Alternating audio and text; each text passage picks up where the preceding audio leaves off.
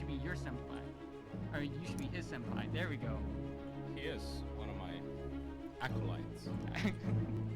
Anyway, in the bottom left-hand corner of the map, literally.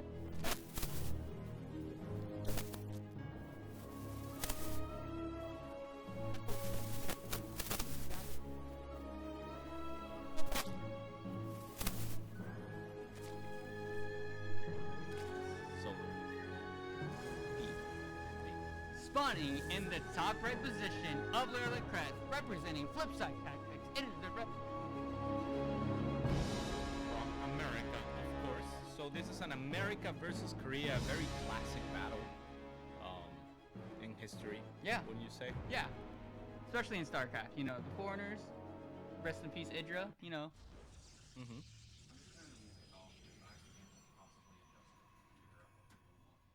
Okay. Yeah. Music off's fine. Music Cool. off's fine for this series, boys, and right after this series, we'll try and fix a little bit of this. So we have puCK scouting towards the top left-hand side of the map here, not gonna find anything. Solar, in the meanwhile, going for a 3 hatch before pool, as it is very common in the current meta. Now, if Solar was watching yesterday, I think that he will have a pretty good idea of what puCK is doing. puCK really likes opening with 2-gate Adept. Yep. And if Solar was paying attention to puCK's matches, he should have seen that in that one match that puCK scouted a hatch pool gas, And he still went for Yeah, the, he still for went. the He 2-gate doesn't Adepts. deviate. Yeah, he didn't deviate yesterday. So if I were Solar, one thing that I know I will be doing against puCK on the ladder is I'll just be going for the gas Yeah. and then the pool, because he will still do the Adepts by the looks of it, and I don't think that's the best way to go about it. If you have links and speed early on, earlier queens and whatnot, it's gonna be really hard to find damage with the first 2 Adepts. However, against a 3 hatch before pool, and given that the hatcheries are this spread out, I think that puCK might be able to find something if he does so choose to go for the 2-gate Adept, and it looks like he is going for this opening build. It's something that he's probably very comfortable with. So I'm very curious to see us off to how Solar decides to deal with this. One of the better ways that I have found personally to deal with this for myself is to evacuate the third base. The base that the base that you take last, the one that would normally have 2 or 3 drones by the time Adepts are arriving, is the one that you want to evacuate, so that it's no longer a liability, and in doing that you will have a queen there which will trade with Adepts for days. It will just, you know, Adepts don't want to attack a queen or a hatchery. They need to go for drones. They're not gonna get the job done against a queen or a hatchery pretty much ever.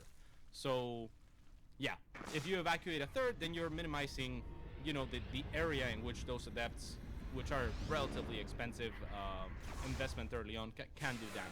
So let's see what Solar chooses to do. He is producing drones, as he should, and as he sees the Adepts move out, he should be starting to produce links.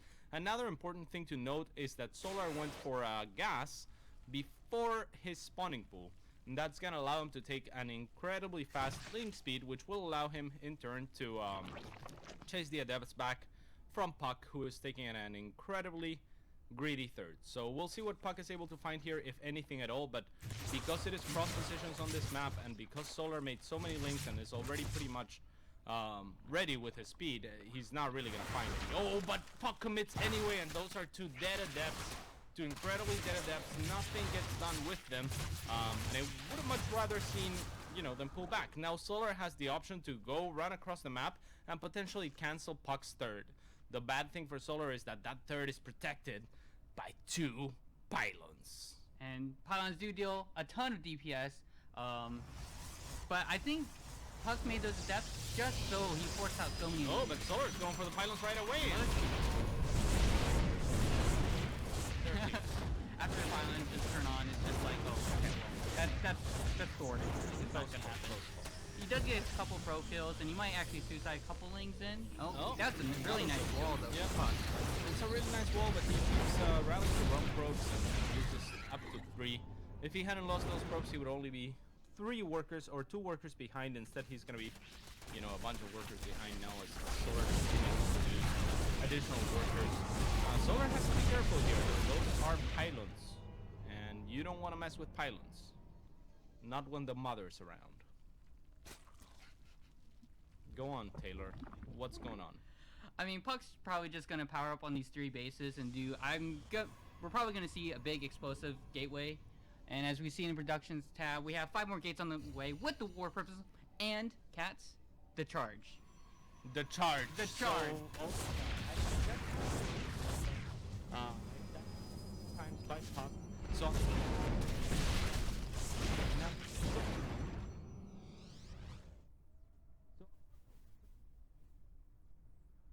This build. Now it's a risk, right? Because I feel like if everything had gone as puCK would expect, this build, the first time you see it, you will pretty much always die to it. Yeah. I think. But because nothing went right for puCK early on, I wonder if it would have been better for him to save this build for a game where it's gonna guarantee him a win. Because if it doesn't work here, Solar will be ready for it next time. So we'll see what happens here. puCK very smartly focusing the Rushmore right away. Those Zealots do have charge, but is it gonna be enough? We're about to find out. puCK a little bit of hesitant on the War Prism. Yeah. He does do a big explosive Zealot Warpin. Yep. And Blink is on the way. So Solar just needs to hold on for the Spire to come out. But he's losing quite a bit here, and that's a big surround from the Zealots. It is a big surround for the Zealots, and this is an amazing build by puCK. Now, it's something that he didn't show yesterday, so Solar doesn't necessarily know about it, but still, he has plenty to stop it, it looks like, and with Muta on the way, this is going to be easily thwarted. So again, I think that this build could have been saved by puCK for a game where things were going a little bit better, where he didn't lose those adepts or didn't commit to those adepts early on, where it wasn't maybe cross positions on a map this large, where he didn't lose those 3 or 4 probes early on. Just not too many things going right for puCK here, and because of that, you know, he reveals his potential great ace positioning card. by Solar. Oh my god!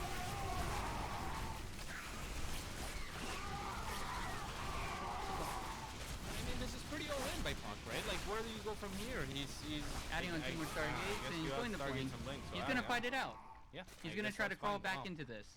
It's gonna be a difficult crawl. I mean, he's 50 supply behind against one of the best players in the world, and his ace card, his favorite build, the build that he came up with. And you can never stop.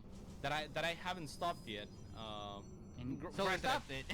Yeah, granted, I've taken a lot more damage from the adepts early on. I haven't been able to shut them down as easily. So again, not the best game to showcase it, I think. But yeah, Solar in a fantastic position now. He is the aggressor. He's ready to go. He's trying to find that mothership core, but he has to be really careful as those stalkers now have blink, and there is a double target transition also already, out for puCK. However, Solar is switching back to the ground, saying, "Alright, if you go for Phoenixes, if you can deal with my Mutalisks, you cannot deal with my ground army." Well, thanks for completing my sentence. It's really cool when you complete my sentence, because I wasn't sure how I was gonna finish. I got you, man. Yeah, thank you. Yeah, no problem. So Solar doing an amazing job here. Just gonna continue to trade over and over again. Probes being evacuated from the natural war puCK, and Solar continuing to push into the third. But Supply wide, over double. so it's double trouble. Triple trouble now. What's triple? Double trouble, triple. I don't know.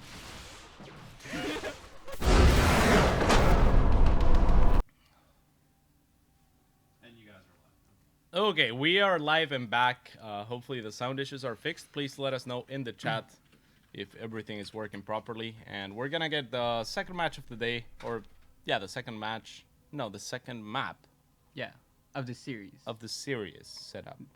So it's gonna be Solar against puCK. Is it the second match still though? Is it a match? No, right? A match is 3 maps, or is a match 1 map? Isn't it just a series? Like, because the series, the games within? And does the series have 3 Second matches? game of the series. Okay. I'm not sure. I think it can go on. Not sure how it works. I think it's tennis terminology, right? Is it? Match set, yeah. You play tennis? Of course. Okay. Yeah, so it's a match, yeah.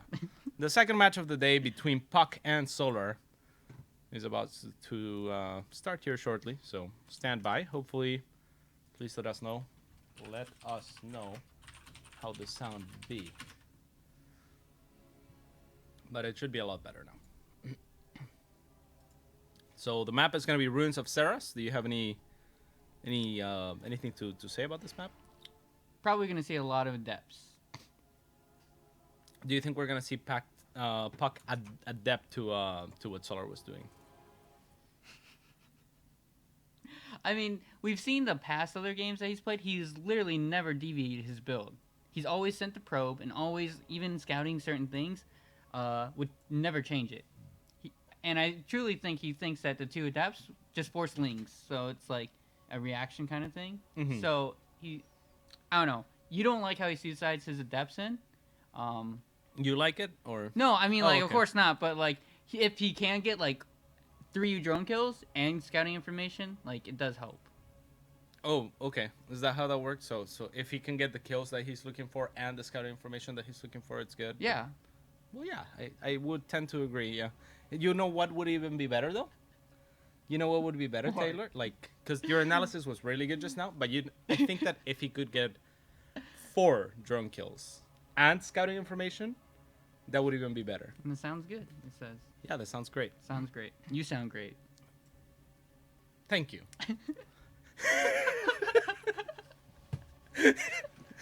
All right. So Ruins of Ceres is gonna be the next map here, and we're about to get ready to go. Asking if the players are ready. Hello, hello.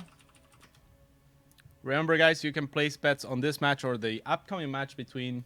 Is it Destiny and Snoot next? Yep.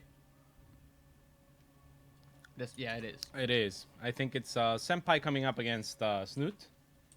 So if you guys want to place bets on that, go ahead and do that. Senpai, happy birthday. It is Destiny's birthday, of course. So if you want to bet on him, you know, it'll give him extra power, extra energy, I think. Yeah. It's his birthday. He's he gonna. What he if he gets wins? That'd double. be amazing. He gets double power from anyone. Like when you that- power up. Yeah, yeah. I've seen you do that. Like, When you give energy. No, you give energy. What is that? When you give energy. We should it's do like a dance. Like. No. So, Ruins of Ceres, Protoss versus Zerg, what a match. puCK versus Solar, one of the best Protoss in North America against one of the best Zergs in Korea. So anyone's game, really, if Exactly. when you put it that way, you know?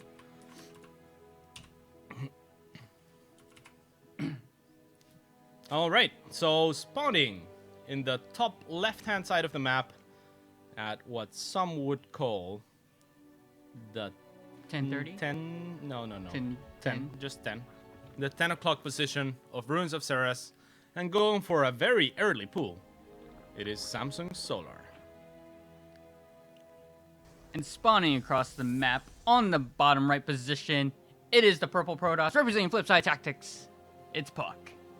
So who did we see the build that Solar is doing from yesterday?